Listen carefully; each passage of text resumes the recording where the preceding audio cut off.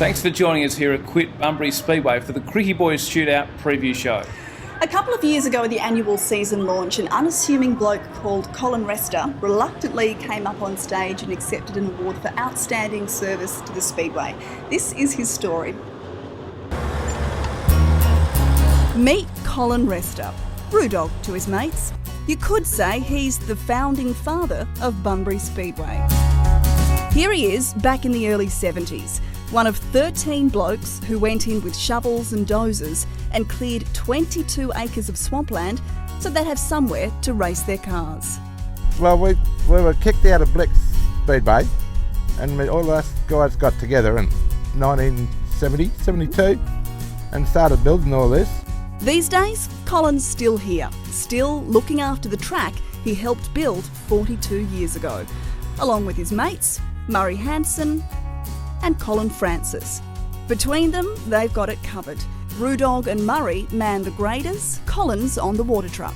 Every Speedway weekend, long before the crowds arrive, long after they're gone. Yeah, we get on fairly well together, give each other a lot of orders. They call me the track inspector because I've got to point them in the right direction to get the levels right. Preparing the track is at least a 3-day job.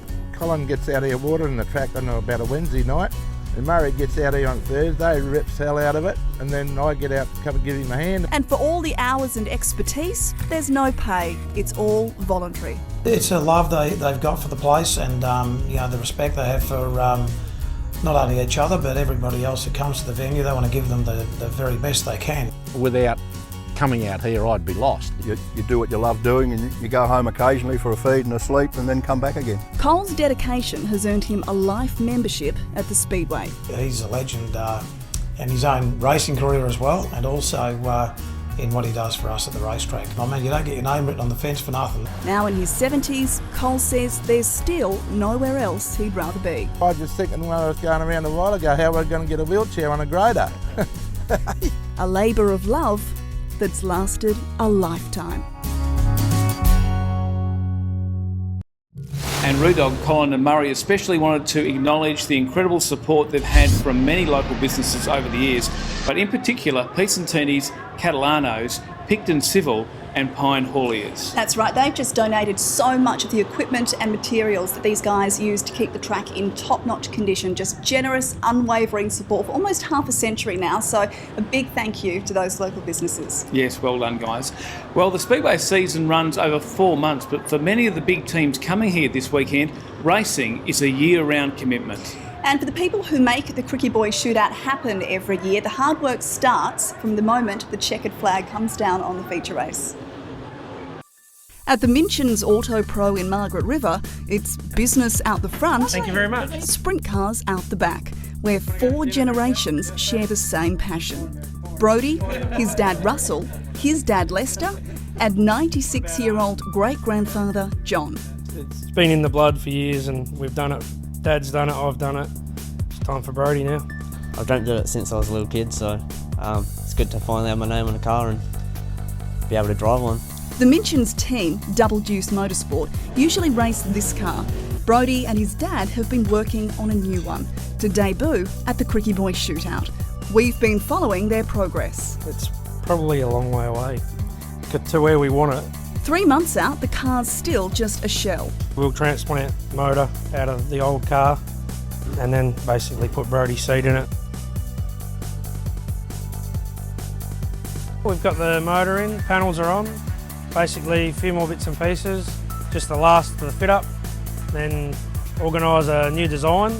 Square it all up and make sure the engine runs all right inside the car as well. As the deadline approaches, Russell and Brodie are putting every spare minute into the car. It takes a lot of time out of our normal day-to-day stuff. Meanwhile, race promoters Andrew Roberts and Ron Krikke are also busy. You know, us as a family and what we try to do for the event for Bunbury alone is pretty big, and then that goes for Western Australia and also Australia to have the Americans come.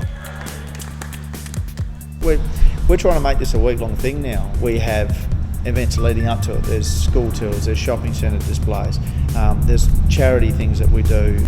It's not dwelling on the tragic loss of 2 young boys anymore. It's celebrating them now. Back at the Minchin's workshop, the new race car has just come back from the sign writers. Yeah, just make sure everything's tight, greased, and fire it up, and then we're good to go. It's a new generation for Double Deuce Motorsport and the biggest weekend of Brodie's career so far. It means a lot to me this year because it's actually my boy in the car. I've run a few of them, and Jason was one of my best mates. Joining us now, Clip-Bunbury Speedway manager Andrew Roberts and the man himself, Ron Krikke. Ron, we'll start with you, the 17th Krikke Boys Shootout. It's how time flies. You must be very proud. Yeah, it's gone, it's a success story that's got bigger over the years, and it's not through lack of work and energy. It's taken a lot to get it there.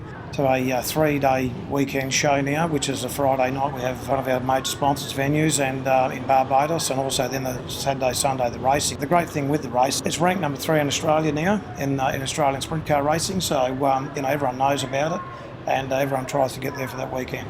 Now, there's a lot of young Aussie talent coming through the ranks at the moment. Is there enough to match it with the Americans? Well, I'm not sure if there's enough to match the Americans, but and also the other professional drivers, the Australian guys. There's some good young talent here in Western Australia with the backing of their teams and everything. So, I think the young Jason Kendrick's a very good racer. Young Pigden and Milo, they're from very good teams and they've got good backing. So, if everything goes their way for the weekend, I think they're a chance. Andrew, thanks again for joining us. Obviously, you must have had a flat-out few months putting this race together. It's a big event. It certainly is, James. I mean, planning for this race starts from the checkered flag drops from last year, and sometimes you wake up at night at 2 o'clock and say, yeah, that's a great idea, and you find it difficult to get back to sleep. But that's all part of the race. That's what I get paid to do, and it's a privilege. Look, each year it just gets bigger and bigger. There's so much community support for this event. You can see that by the sponsors, the new sponsors you've got on board. There's new sponsor boxes.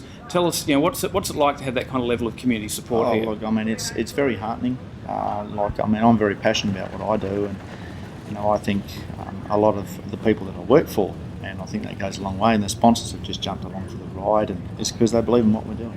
Great. Guys, thank you so much. It's always great to have you guys on the show. I hope this weekend you get a chance to sit down and enjoy the show as well, and it's going to be a great one. Thanks, James. After the break, all the details on how to get in the gates this weekend. Plus, remember this?